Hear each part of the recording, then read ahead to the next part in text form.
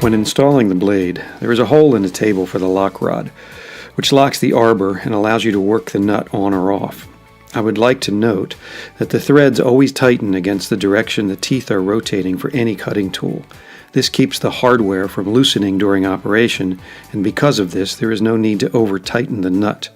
For the riving knife, you would want to keep the leading edge of the knife approximately 1/8 of an inch from the teeth of the blade.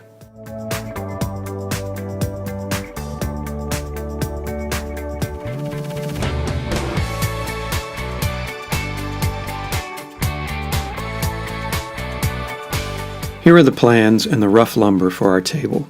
We will start by squaring up and dimensioning our plywood top.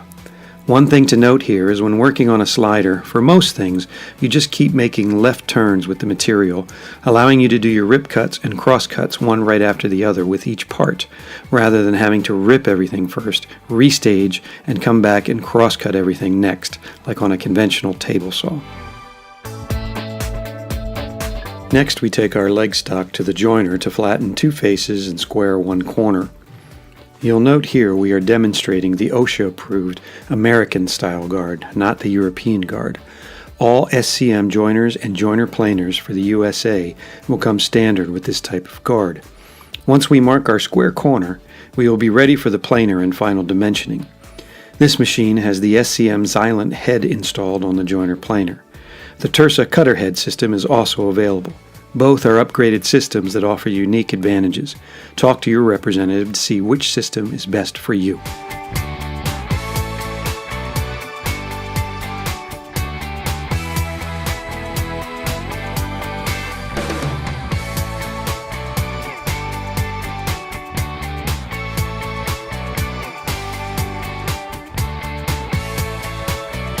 Here you can see we are squaring one end and cutting to dimension our table legs.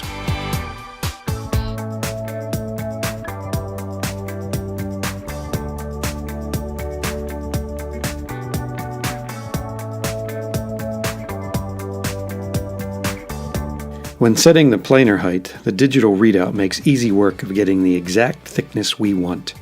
This is standard on all Elite or E level machines. Now begins the drudgery of thicknessing our remaining stock so that it is all uniform, one by one after the other. This is when it is good to have a helper on the outfeed side of the planer.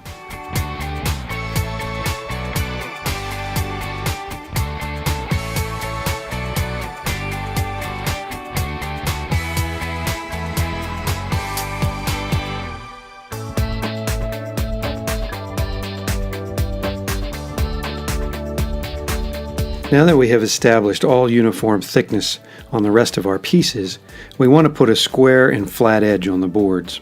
And once you have a square corner on something, you can pretty much go anywhere in 90% of woodworking projects. Here we are showing an alternative to using a joiner for that first flat and square edge. We have a sliding table here, so we can do straight line cutting in one pass, thus avoiding the 2 to 6 or even more passes this would require using a joiner. Now that we have square and flat edges on our stock, we can set the rip fence and do some parallel cutting to the widths we need. This can also be done on the sliding table with some simple jigs or, in some cases, more sophisticated positioners, because once we have a straight edge, we really only need 2 points in space equidistant from the slider's edge to achieve a parallel cut. However, we will save that demonstration for another day. Now that we have the widths we want on the remaining parts, we can cross-cut them to their intended dimensions, or in the case of our moldings, put them off to the side to be shaped a little later. When it comes to cross-cutting, I really prefer to thrust cut. That is, the piece to be cut is between me and the fence, thus I am the clamp, keeping things tight to the fence as they are being cut. Next, it is time to set up the shaper for the tenons, and all we are really looking to do at this point is round the corners so they'll fit nicely with our mortises to be cut a little later. Then, while we have the shaper stuff installed, we will change the profile and cut our moldings.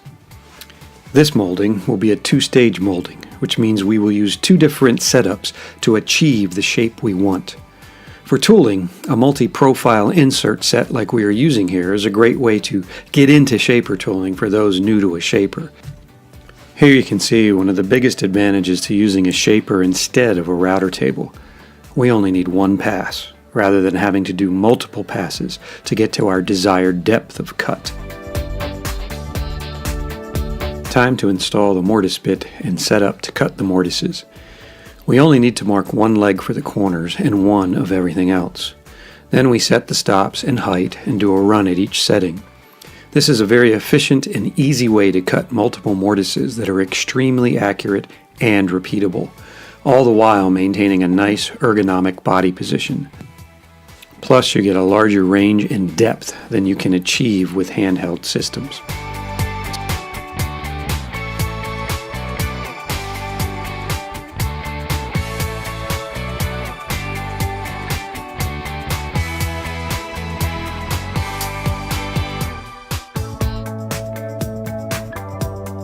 Cutting the tenon stock to length. Here you can see how easy it is to do repetitive crosscuts with the slider. Set a stop away from the blade and rock on.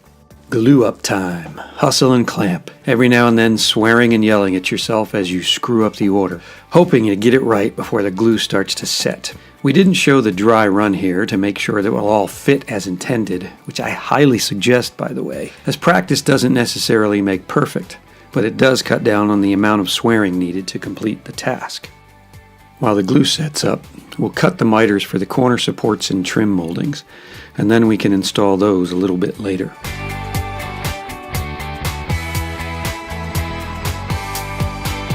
One last detail is to add a decorative edge to our tabletop, which we will do using the sliding table and the shaper together. Remember, with a slider, you just keep making left turns. That's it for now. I hope you enjoyed our demonstration of this powerful Minimax combination machine. If you are a one-person shop, tight on space, or both, this is the greatest way to maximize your space without having to sacrifice industrial quality machining tools. Thank you for watching. I have to leave Italy now, return to my shop, and go on a diet for a while. Ciao.